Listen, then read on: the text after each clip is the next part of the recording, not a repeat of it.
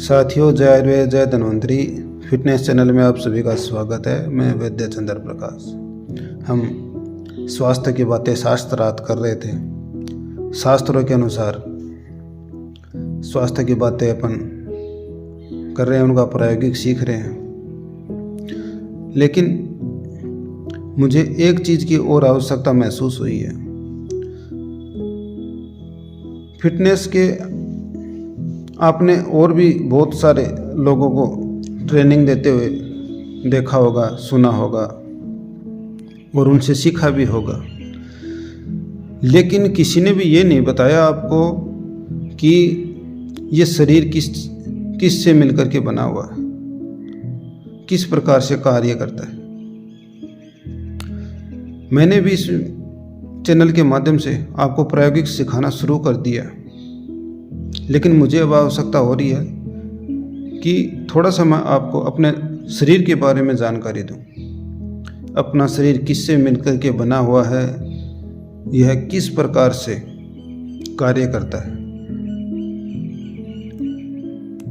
तो जब तक हम इस चीज़ को नहीं जानेंगे, चाहे हम कितना भी योग सीख लो, कितनी भी अच्छे एक्सरसाइजेज सीख लो, अपन अपने शरीर को स्वस्थ नहीं रख सकते। इसलिए आज मुझे वीडियो बनाना पड़ा है आप लोगों के लिए, जो बिगनर्स हैं, जो योग का कोर्स कर रहे हैं, जो योग सीखना चाहते हैं। वो आसन तो सीख लेते हैं, लेकिन अष्टांग योग है जिसमें यम, नियम, आसन, प्राणायाम, प्रत्याहार, धारणा, ध्यान, समाधि, ये 8 अंग आते हैं। इन 8 अंगों में से आप आसन तो सीख लोगे। कुछ लोग बहुत अच्छे आसन करते हैं, लेकिन आसन सीखने से ही अपना अष्टांग योग सिद्ध नहीं होता है। अपना जो योग का मेन उद्देश्य है, या जो फिटनेस का जो मेन उद्देश्य है, वो सिद्ध नहीं होता है। इसके लिए आपको अपने शरीर की प्रकृति के बारे में भी जानना बहुत आवश्यक है।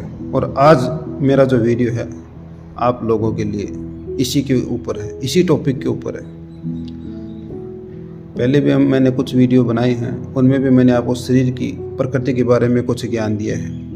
आज वापस से अपन धीरे धीरे करके समझ सकते हैं। और जब तक हम अपने शरीर को नहीं समझेंगे, अपन आसन तो सीख लेंगे, फिट भी हो जाएंगे, लेकिन इसमें आगे नहीं बढ़ पाएंगे। आगे बढ़ने का अर्थ है हमें जो 8 अंग हैं योग के, उन सभी 8 अंगों में अपने को पारंगत होना है। यम, नियम, आसन, प्राणायाम, प्रत्याहार, धारणा, ध्यान और समाधि। जब तक अपन इन अष्टांग योग के एक पाद में सक्सेस नहीं होंगे, तब तक हम इसका पूरा लाभ नहीं ले सकते।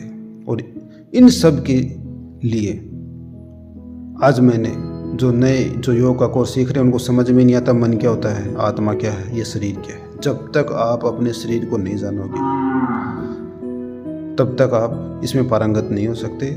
इसलिए दोस्तों, अपने को अपना शरीर जानना है। आत्मा किस प्रकार से काम करती है, मन किस प्रकार से रहता है, ये जानना बहुत आवश्यक है। तभी अपन आगे अपना सीखने का मतलब है, नहीं तो फिर कोई मतलब नहीं रहेगा।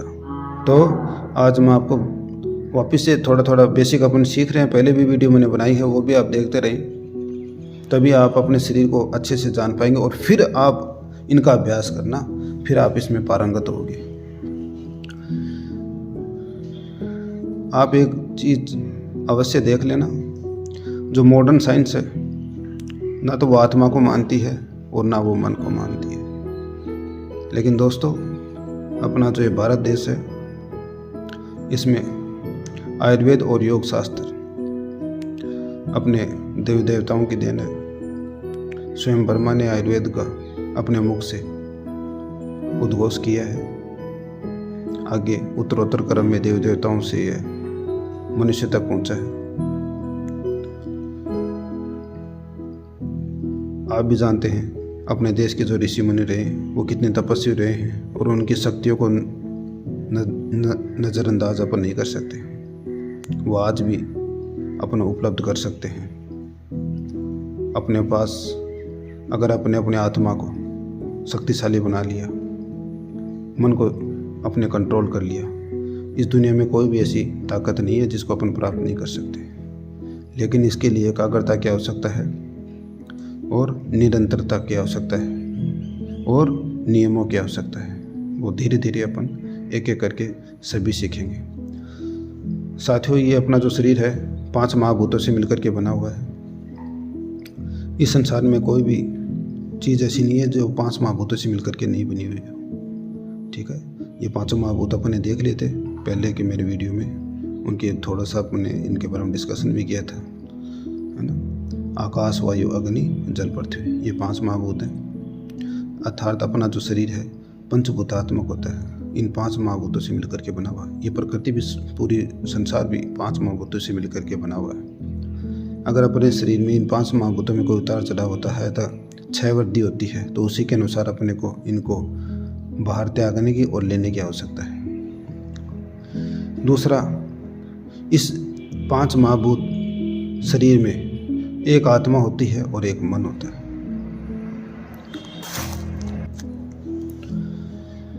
आत्मा जो है और मन और ये शरीर, इन तीनों के सम्मिलित रूप को ही अपन पुरुष कहते हैं या फिर जीवित संज्ञा देते हैं।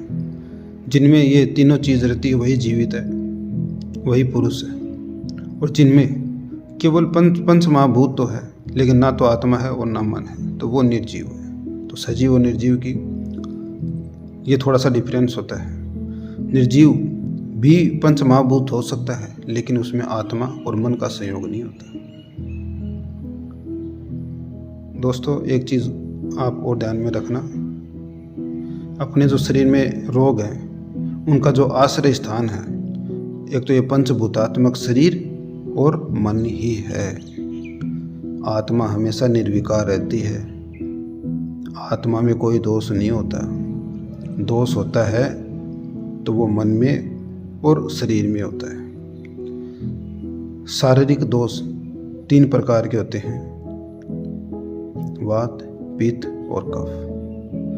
ये तीनों दोष अगर समावस्था में रहते हैं तो शरीर को धारण करते हैं, और जब ये दोष प्रकोपित हो जाते हैं या 6 वृद्धि को प्राप्त होते हैं तो अपने शरीर में अनेक व्याधियां उत्पन्न करते हैं।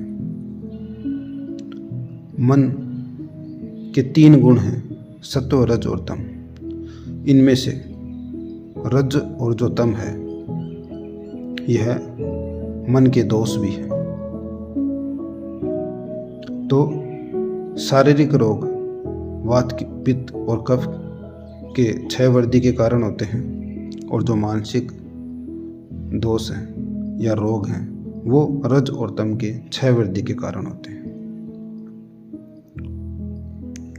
जब शारीरिक रोग बढ़ जाते हैं तो वो मानसिक रोगों को भी उत्पन्न कर सकते हैं, और जब मानसिक रोग बढ़ जाते हैं तो वो शारीरिक रोगों को भी उत्पन्न कर सकते हैं। इसलिए अपने को शुरू में ध्यान रखना है, अपने को मन को भी स्वस्थ रखना है और अपने शरीर को भी स्वस्थ रखना है। इस शरीर को अगर अपने को स्वस्थ रखना है तो अपने को अपने वात, पित्त, कफ तीनों दोषों के अनुसार अपने को आहार विहार करना है। लेकिन मानसिक दोष जो है रज और तम, इनको अपन कैसे कंट्रोल करेंगे? इनके लिए तो योग और आध्यात्म ही है। योग और आध्यात्म के माध्यम से अपन मन को स्थिर करेंगे, एकाग्र करेंगे।